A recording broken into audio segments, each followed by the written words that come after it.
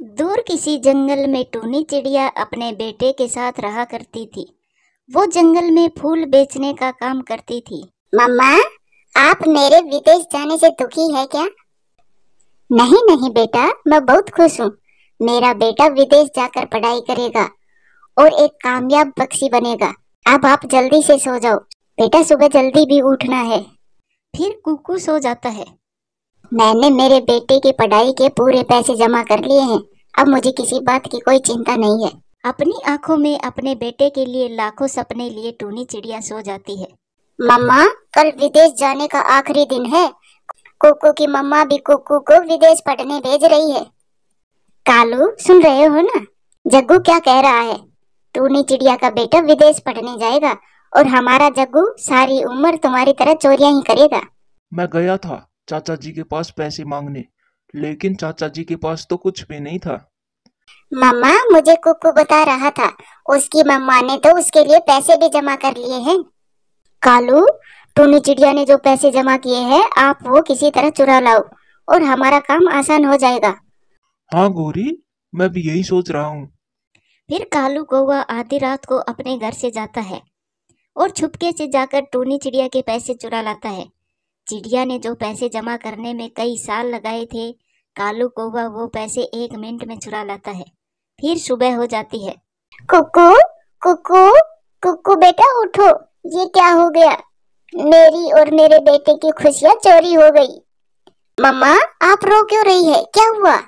को बेटा, जो पैसे मैंने आपकी पढ़ाई के लिए जमा किए थे, वो कोई चोर चुरा कर ले गया।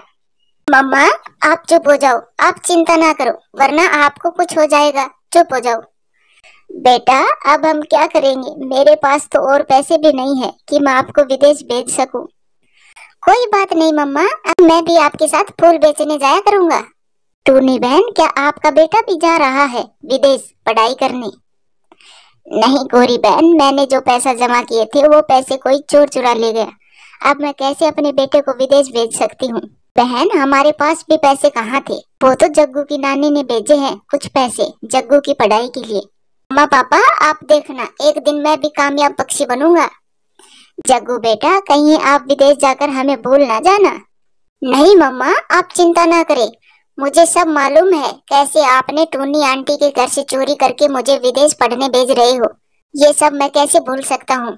जाओ मेरे बेटे, वहां जाकर किसी बुरे पक्षी के साथ मत बैठना, मन लगाकर पढ़ाई करना। फिर जग्गू विमान में बैठकर विदेश चला जाता है। मामा चले? कहाँ चले बेटा? मम्मा, मैं पढ़ाई करने विदेश नहीं जा सका तो क्या हुआ? एक पढ़ा लिखा पक्षी एक अनपढ़ पक्षी से कई गुना अच्छा काम कर सकता है। मैं भी आपके साथ फूल बेचने जाऊंगा। लेकिन बेटा, मेरा सपना तो आपको विदेश भेजने का था। आपके सारे सपने आपका बेटा पूरा करेगा, ये मेरा वादा है आपसे। फिर वो माँ बेटे अपने बगीचे से फूल तोड़कर फूल बेचने चले जाते हैं। फूल फूल, ताजे ताजे फूल ले लो। गोरी कौवी भी मिट्ठू तोता के साथ वहाँ बैठी थी। वो चिड़िया को आवाज देकर बुलाती है। चिड़िया, तुम्हारा कुक्कू भी जंगल में फूल बेच रहा है। गोरी बहन, आपको बताया तो था, मेरे पैसे कोई चोर चुरा ले गया। अब मेरा बेटा फूल ना बेचे तो और क्या करे? मेरा बेटा तो विदेश में पहुंच भी गया है, अभी अभी फोन आया था उसका। टोनी बहन, आपकी तो बहुत इच्छा थी अपने बेटे को विदेश भेजने की। मुझे ये सुनकर बहुत बुरा लगा। मिट्ठू तोता, ये गरीबों का काम नहीं है विदेश में जाकर पढ़ाई करने का, बहुत पैसे लगते हैं। अच्छा किया कुकू ने अपनी माँ के साथ फूल बेचने लगा। शाम को दोनों माँ बेटे घर पहुँच जाते हैं। अम्मा, आज मेरे तो सारे ही फूल बिक गए, ये देखो मुनाफा। लेकिन बेटा, मेरी खुशी तो आपको पढ़ने के लिए विदेश भेजने में थी। कोई बात नहीं मम्मा, मैं अपनी मम्मा के साथ मन लगाकर काम करूंगा।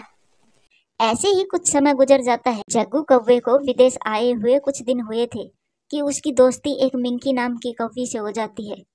जग्गू, आज कॉलेज जाने की छुट्टी करो, आज दोनों घूमने चलते हैं, मजे करेंगे।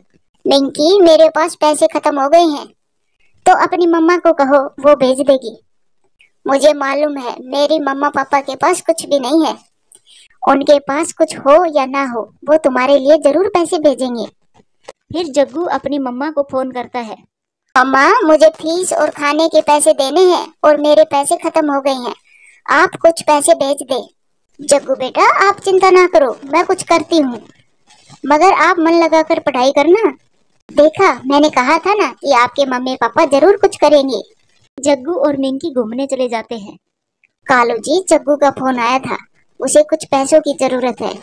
लेकिन मेरे पास तो अभी पैसे नहीं है। हमारा बेटा एक कामयाब पक्षी बन जाएगा, तब हम लौटा देंगे। आप किसी से पैसे उधार ले लो। ठीक है, मैं करता हूँ कुछ। फिर कालू कौवा टूनी चिड़िया के पास जाता है। कालू भैया, मेरे पास तो 100 रुपए ही हैं, आप ये ले जाओ। फिर कालू कौवा टूनी चिड़िया से 100 रुपए लेकर मिठू तोता के पास जाता है। यार मिठू, पहली बार किसी कौवे का बेटा विदेश पढ़ने गया है, बहुत मुश्किल से भेजा है। मिठू भाई, मुझे कुछ पैसे उधार चाहिए, मैं आपको बाद में लौटा दूंगा। मेरे बेटे को पैसे की जरूरत है। कालू भाई, मेरे पास तो 100 रुपए है, ये ले जाओ। कौवा पक्षी से कुछ पैसे जमा करता है और अपने बेटे के पास भेजता है। उधर जग्गू तो हर समय मिंकी के साथ ही घूमता फिरता रहता। उसे पढ़ाई की कोई चिंता नहीं थी। जग्गू, मैं हर समय आपके साथ ऐसे नहीं घूम सकती। अगर आप मुझे पसंद करते हो तो मुझसे शादी कर लो, वरना मैं जा रही हूँ, और सोचकर अपना फैसला बता देना। 2-3 दिन ऐसे ही गुजर जाते हैं। मिंकी कौवी जग्गू से मिलने भी नहीं आ रही थी। जग्गू तो उसकी याद में बेचैन हो रहा था। वो पढ़ने की बजाय मिंकी की यादों में खो रहा था। वो हर समय मिंकी कौवे के बारे में ही सोचता रहता। फिर एक दिन जग्गू कौवा मिंकी से मिलने जाता है। माँ जी कहाँ है, दिखाई नहीं दे रही। माँ बाहर गई है, आने ही वाली है। जग्गू, माँ ने मेरा बाहर आना जाना बंद कर दिया है। जो बात मैंने आपसे कही थी, कुछ सोचा है आपने? हाँ मिंकी, मैं आपके बिना नहीं रह सकता। मैं तुमसे शादी करना चाहता हूँ। ये सुनकर मिंकी बहुत खुश हो जाती है। मुझे मालूम था आप जरूर मुझसे शादी करोगे। फिर जग्गू मिंकी से शादी कर लेता है। आया था जग्गू पढ़ाई करने और कर बैठा मिंकी से शादी। फिर 2-4 दिन गुजर जाते हैं। एक दिन मिंकी जग्गू से कहती है, जग्गू, माँ ने कहा है अब तुम्हारी शादी हो गई है, तुम दोनों अपने अलग घर का बंदोबस्त करो। मिंकी, तुम चिंता ना करो, मैं अपना घर बना लूंगा। गोरी, कई दिन हो गए जग्गू से बात हुई, ना फोन आता है और ना ही चिट्ठी। मेरा बेटा दिन रात पढ़ता है, ऐसे आवारा नहीं घूमता। गोरी कभी ऐसे अपने बेटे की तारीफ करती है। वो ये नहीं जानती थी कि उसके लाडले बेटे ने तो वहां जाकर पढ़ने की बजाय शादी कर ली है। फिर एक दिन जग्गू का फोन आता है। पापा, आपके लिए थोड़ा मुश्किल होगा, लेकिन मुझे पैसों की जरूरत है, आप कुछ पैसे भिजवा दो। तुम चिंता ना करो, मैं पैसे भिजवा देता हूँ बेटा। फिर कालू कौवा जल्दी से अपने घर से निकलता है। वो घबराया हुआ जल्दी से उड़ता जा रहा था कि एक पेड़ से टकरा जाता है और वहीं मौके पर उसकी मौत हो जाती है। ये खबर गोरी कव्वी तक पहुंचती है। मर गया, मेरा कालू मर गया। मेरा कालू अपने बेटे की खुशी की खातिर मर गया। वो अपने बेटे की सफलता भी ना देख सका। अब मैं अकेली सब कैसे कर पाऊंगी? चुप हो जाओ गोरी बहन, हम सब है ना आपके साथ, हम मदद करेंगे। गोरी आंटी, जग्गू विदेश में है, आप उसे ना बताना कालू अंकल की, नहीं तो वो परेशान हो जाएगा। कुछ दिन गुजर गए। एक दिन मिंकी जग्गू से कहती है, अपने घर का बंदोबस्त करो जग्गू, मैं कब तक ऐसे रहूंगी? जग्गू, हर पति अपनी पत्नी को शादी करके अपने घर ले जाता है, और तुम हो यहाँ मेरे साथ ही मेरे घर ही रह रहे हो। तुम जाओ अपने जंगल और अपने माता पिता से पैसे लेकर आओ, फिर मैं तुम्हारे साथ चलूंगी। फिर उसी दिन शाम को जग्गू कौवा अपने जंगल आ जाता है। माँ, पापा कहाँ है? छोड़कर चले गए तुम्हारे पापा, हम सबको छोड़कर चले गए। जग्गू, जिस दिन तुमने पैसों के लिए फोन किया था, वो जल्दी जल्दी में घर से निकला था और एक पेड़ से टकरा कर मर गया। माँ चुप हो जाओ, मैं हूँ ना। माँ, मैं आपको लेने ही आया हूँ, आप अकेली यहाँ क्या करोगी? हाँ बेटा, अपनी बूढ़ी माँ को साथ ही ले चलो। माँ, इस घर का क्या करें? बेटा, इस घर को बेच दे, अब ये घर किस काम का है हमारे? यही तो चाहता था जग्गू। फिर जग्गू रोके कबूतर से बात कर कर घर बेच देता है और अपनी माँ को साथ लेकर सागर वाले हवाई अड्डे की तरफ जाता है। रास्ते में एक वीरान जगह पर वो रुकते हैं। माँ, आप यहीं बैठो, मैं अपनी हवाई टिकट तो घर ही भूल आया, मैं अभी आया, आप यहीं बैठकर मेरा इंतजार करना। ऐसे जग्गू अपनी माँ को एक वीरान जगह बैठाकर वहां से चला जाता है और वो विदेश चला जाता है। गोरी कव्वी शाम तक वहीं बैठी रहती है। ये बात टुन्नी चिड़िया को पता चलती है। वो सीधी गौरी कौवी के पास आती है। गौरी चलो मेरे साथ चलो तुम। टूनी जग्गू अभी तक नहीं लौटा टिकट लेकर, मैं कब से उसका इंतजार कर रही हूँ। गौरी बहन जग्गू आपको छोड़कर विदेश चला गया है, मैं आपको लेने आई हूँ। मैं और मेरा बेटा इतना तो कमा लेते हैं कि आपको 2 वक्त का दाना खिला सके। टूनी चिड़िया की ये बात सुनकर गौरी कौवी रोते हुए टूनी चिड़िया के साथ जाती है। वो रास्ते में जाते समय सोच रही थी कि जग्गू के विदेश जाने की कहानी टूनी चिड़िया से ही शुरू हुई और टूनी चिड़िया पर ही खत्म हुई है, मगर सफलता चिड़िया को ही मिली है, क्योंकि हराम की कमाई से कभी भी कोई सफल नहीं हो सकता। प्यारे दोस्तों, वीडियो अच्छी लगे तो लाइक करें, शेयर करें, कमेंट्स करें और हाँ, चैनल को सब्सक्राइब करें। आपका धन्यवाद। ये कहानी दूर किसी जंगल की है। उस जंगल में कालू कौवा सब्जियां उगाया करता था। एक दिन वो अपने खेत में सब्जियां तोड़ रहा था। उसने अपनी टोकरी में भिंडी, टमाटर, गोभी, आलू रखे हुए थे, मगर बड़ा करेला कई दिनों से पक कर तैयार हो गया था। वो बहुत परेशान था कि कालू कौवा किसान उसे क्यों नहीं तोड़ रहा। आज तो करेले से रहा ही नहीं गया।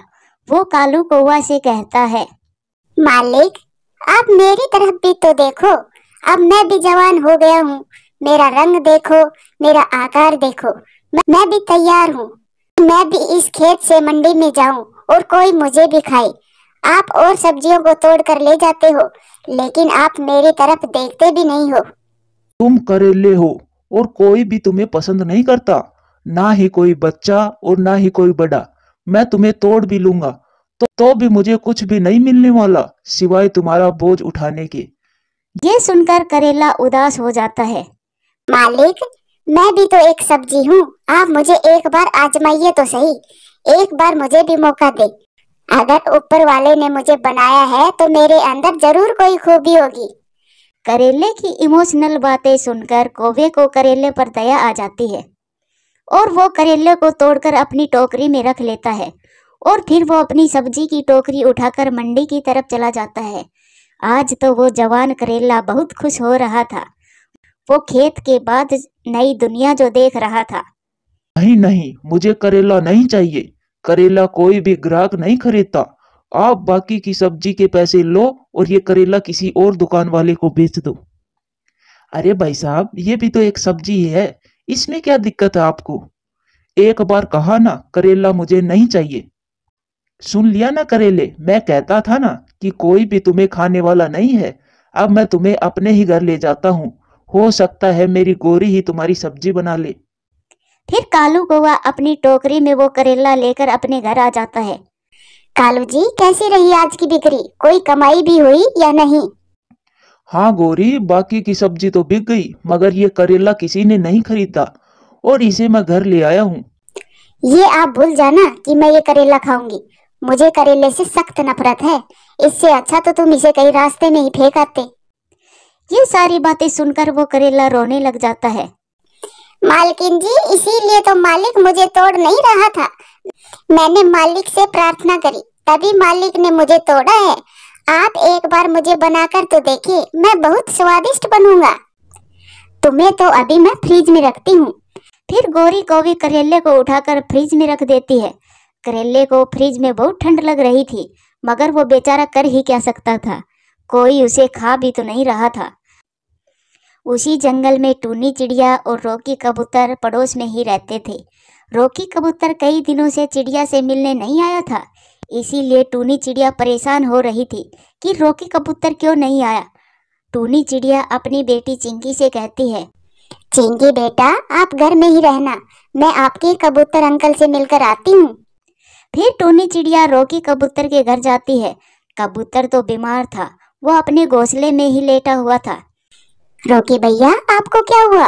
आप बीमार हैं और मुझे किसी ने भी नहीं बताया, तभी मैं सोचूं आप मिलने क्यों नहीं आए। टूनी चिड़िया, शरीर में जान नहीं है, मुझे बहुत कमजोरी महसूस हो रही है। ना जाने कौन सी बीमारी हो गई मुझे तो कुछ समझ ही नहीं आ रहा। रोकी भैया चलो, मैं आपको उल्लू बैठ जी के पास लेकर जाती हूँ। ऐसे बैठे रहने से तो आप ठीक नहीं होंगे, ऐसे बिस्तर पर पड़े रहने से तो और कमजोरी होगी। फिर टूनी चिड़िया रोकी कबूतर को उल्लू बैठ जी के पास लेकर जाती है। रॉकी कबूतर, मैंने अभी आपका खून टेस्ट किया है, आपको तो डायबिटीज है। डायबिटीज? उल्लू बैजी, ये क्या बीमारी है? चिड़िया, ये बहुत खतरनाक बीमारी है। इससे रॉकी कबूतर के शरीर में शुगर की मात्रा बढ़ गई है। इस बीमारी का वक्त पर इलाज नहीं हुआ तो रॉकी भाई आप बच नहीं सकोगे।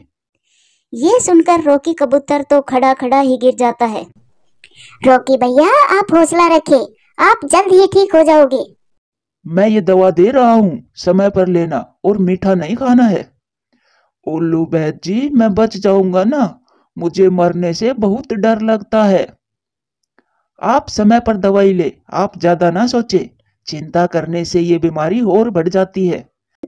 फिर रॉकी कबूतर और टूनी चिड़िया उल्लू बैजी से दवाई लेकर घर चले जाते हैं। गौरी कवि और कालू कौवा को भी रॉकी कबूतर की बीमारी का पता चलता है। गौरी, रॉकी कबूतर कुछ दिनों से बीमार है। मैं खेत में जाता हूँ और शाम को आने के बाद हम रॉकी कबूतर से मिलने जाएंगे। अच्छा हुआ जो कबूतर बीमार हो गया, वो हर समय मुझसे झगड़ा जो करता रहता है। गौरी, ऐसा नहीं कहते, बीमार कोई भी हो सकता है। आप कुछ बना लेना, शाम को जाते समय रॉकी के लिए लेते जाएंगे।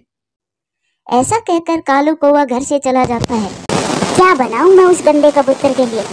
हाँ, याद आया, मैं उसके लिए वो करेला ही बना लेती हूँ। ऐसे भी वो करेला पड़ा पड़ा सड़ ही रहा है। फिर गौरी कवि फ्रिज से वो करेला निकालती है। करेला भी अपनी आखिरी सांसें गिन रहा था। जब गौरी उसे फ्रिज से निकालती है तो वो खुश हो जाता है। मालकिन जी, आज आप मुझे खाने वाली है क्या? नहीं नहीं, मैं नहीं, बल्कि वो गंदा मोटा कबूतर खाएगा तुम्हें। उसी का मुंह कड़वा करने वाले हो तुम। फिर गौरी को भी वो करेला अपने चूल्हे पर चढ़ा देती है। फिर शाम को कालू कौवा भी घर आ जाता है। गौरी, कुछ बनाया रॉकी कबूतर के लिए? हाँ हाँ, आप चले, मैंने रॉकी के लिए सब्जी बनाई है, वो भी करेले की। क्या? गौरी, कुछ और बना लेती, घर में और भी तो सब्जियां थी। कालू जी तुम चलो, उस रॉकी कबूतर को करेला बहुत पसंद है। ऐसा कहकर गौरी अपने मन ही मन में हंसती है। रॉकी यार, अब तुम्हारी तबीयत कैसी है? मैं बहुत कमजोर हो गया हूँ। उल्लू बैद जी ने मुझे बताया कि मुझे डायबिटीज है। ये बहुत बुरी बीमारी लग गई मुझे। फिर तो तुम मर जाओगे कबूतर, अब तुम बचने वाले नहीं हो। ये लो, मैं तुम्हारे लिए करेला बनाकर लाई हूँ, ये खा लो। तुम्हारे भाई कालू की फरमाइश थी कि वो तुम्हारे लिए कुछ लेकर जाए। आपका बहुत बहुत धन्यवाद। मुझे बहुत भूख भी लगी हुई थी। आपके करेले की खुशबू अच्छी आ रही है। फिर गौरी कौवी और कालू कौवा वहां से चले जाते हैं और रॉकी कबूतर जी भरकर वो करेले की सब्जी खाता है। रात हो जाती है और रॉकी सो जाता है। दूसरे दिन रॉकी कबूतर जब सोकर उठता है तब वो बहुत अच्छा महसूस कर रहा था। रात रात को ऐसा क्या हो गया जो मैं ठीक महसूस कर रहा हूँ? फिर रॉकी कबूतर उड़कर देखता है, वो पहले से अच्छा महसूस कर रहा था। हाँ, मैंने रात को करेले की सब्जी खाई थी। गौरी, तुम्हारा धन्यवाद, मैं ठीक हो गया। मैं करेला खाने से ठीक हो गया। मैं करेला खाने से ठीक हो गया। फिर रॉकी कबूतर खुश होकर गौरी और कालू के घर जाता है। रॉकी कबूतर, रात को तो तुम हिल भी नहीं रहे थे और अब तुम छलांगे लगा रहे हो। गौरी, ये सब आपकी वजह से हुआ है। मैं करेला खाने से ठीक हो गया। क्या? ये कैसे हो सकता है? गौरी, ये हो सकता है। वो करेला यही कहता था कि ऊपर वाले ने मुझे कोई न कोई खूबी जरूर दी होगी। प्यारे दोस्तों, रॉकी कबूतर के ठीक होने पर वीडियो को लाइक और चैनल को सब्सक्राइब करना तो बनता है, तो आप जल्दी से वीडियो को लाइक कर दें। और फिर उस दिन के बाद जंगल के सभी पक्षी कालू कौवा से करेला खरीद कर खाने लगते हैं। दोस्तों, आप में से किस किस को करेला पसंद है, कमेंट करके जरूर बताइए। वीडियो अच्छी लगे तो लाइक करें, शेयर करें, कमेंट्स करें और हाँ, चैनल को सब्सक्राइब करें। आपका धन्यवाद।